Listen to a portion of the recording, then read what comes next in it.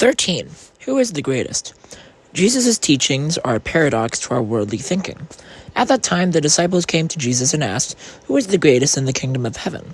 He called a child whom he put among them and said, "Truly I tell you, unless you change and become like the little children, you will never enter the kingdom of heaven."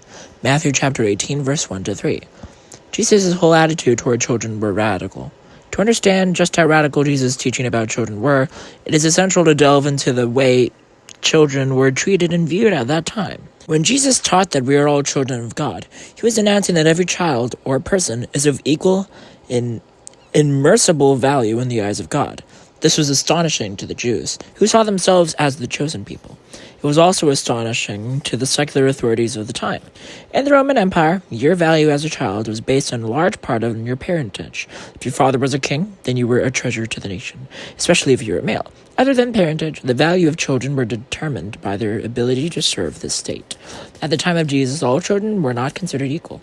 Women were generally shut off from education and public life, and many grew up to be slaves. The empire had an insatiable need for labor, and women and children were often the slaves who filled this need.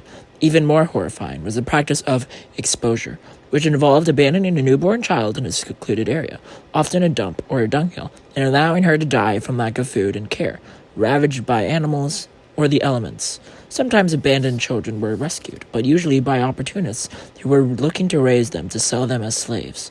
During those times, the head of the household had the legal right to decide the life or death of a child, especially during the first 8 days of life. The reasons children were exposed included poverty or inability to provide for the child, disability or deformity, the desire of a wealthy family to avoid dividing the estate, wrong gender, males were valued more than females, and illegitimacy. The earliest followers of Jesus became known for their radical love because they rescued these abandoned children, took them into their homes, and cared for them. We have come a long way, primarily because of the way Jesus' teachings transformed how we view children. When Jesus said things like, "Let the little children come to me," Matthew chapter 19, verse 4, it wasn't just a cute gesture. He was turning social structures upside down. He was boldly announcing, children are important. Children matter. When Jesus announced that we are all children of God, he threatened the social and economic structures of this time. The same teaching challenges these structures today. If we truly believed that the children starving in our own country and around the world were God's children, how would we behave differently? If we actually believed that women were being persecuted and suppressed around the world were our sisters, what would we do about it? If we are all children of God, and the shoes we wear are sewn together by a child in a foreign country who should be at school, not at work, and is being paid less than it costs to simply survive, what is our moral responsibility? The gospel of Jesus Christ is a radical invitation to get beyond our own self-centered worldview and do our part to protect and liberate the most vulnerable children of God. In doing this, it is also important to remember that some of God's most vulnerable children are adults. Jesus teaches us, "Whatever you did for one of these least brothers of mine, you did for me." Matthew chapter 25, verse 40. Lines like these are haunting if you really reflect on them. The Gospels turn our social structure upside down by announcing that we are all children of God, and therefore we are all sons and daughters of a great King. God wants us to embrace our identity as his sons and daughters, and then recognize that same identity in every person we encounter. It is a difficult lesson. The culture is full of identity confusion. As a parent, I am constantly vigilant regarding the identity my children are taking on as a result of daily interaction with other people in the culture. I want my children to know that they are children of a great King, God. I made a poster to hang in my daughter's room that reads, "I am the daughter of a great King. He is my Father and my God. The world may praise me or criticize me. It matters not. He is with me, always at my side, guiding and protecting me. I do not fear, because I am his." In the boys' room, there is the same poster with just a couple of changes. "I am the son of a great king." The divine social structure is radically different from the one we experience every day. Think about Christianity. Next time you take a trip, those who travel a lot have elite status with airlines, and hotel chains receive special privileges. They are treated like kings and queens with upgrades to the first class on flights and great suites and hotels. They get to check in first, board first, avoid long waiting lines and security lines, enjoy free meals and beverages, and more. This is the way of the world. Now imagine if Jesus owned an airline. The pre-boarding announcement would be, ladies and gentlemen, welcome to Jesus Air. We do things differently here. We're delighted that you are joining us, and we are looking forward to serving you so that you can have an incredible experience. At Jesus Air, we board by zones. Zone 1 consists of those with absolutely no status in this world, the lowest of the low on the frequent flyer totem pole.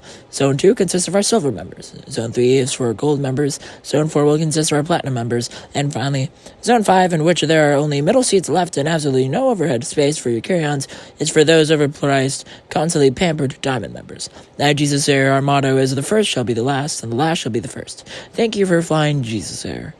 We all enjoy VIP service, but Jesus tells us that the least among us deserve it too. Who are the least among you? How are you treating them? Jesus tells us we should be giving them preferential treatment. Sobering, is it? Radical. Jesus teaches us to give preferential treatment to the poor. Let's take a look at a story that he told that haunts me. It is about Lazarus, the poor man who sat at the rich man's door begging for scraps from the rich man's table. The rich man died, and Jesus conveyed this conversation from the afterlife. Father Abraham, have mercy on me, and send Lazarus to dip the tip of his finger in water and cool my tongue, for I am in agony in these flames. But Abraham said, Child, remember that during your lifetime you received your good things, and Lazarus in like manner evil things. But now he is comforted here, and you are in agony. Luke chapter 16, verse 14 to 15. This one scares me. Like the rich man, I get to enjoy many of the good things life has to offer. The poor may not be sitting on my doorstep, but they are not far from it. This story makes my soul tremble, because Jesus clearly speaks about an afterlife and a place that I have no interest in spending time.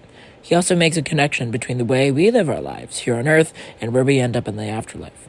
The Gospels inform us of our serious and inescapable obligation to the poor. It is impossible to separate the spiritual teachings of Jesus Christ from his social teachings, just as it is impossible to separate our love of God from our love of neighbor. The dual commandment to love God and to love neighbor are inseparable. It is easy to say, I love God. It is easy to say, I am a Christian. But Jesus challenges us to prove it. Our love of neighbor is the proof that we love God. Point to ponder. The poor, the needy, the hungry, the lonely, the ignorant, and the afflicted are God's special friends. Verse to live. Live justly, love tenderly, and walk humbly with your God. Micah chapter 6, verse 8. Question to consider. Do your values align with Jesus' values? Prayer. Jesus, set the child within me free, so I can be more childlike with every passing day, and open the eyes of my soul, that I may see your children all around me.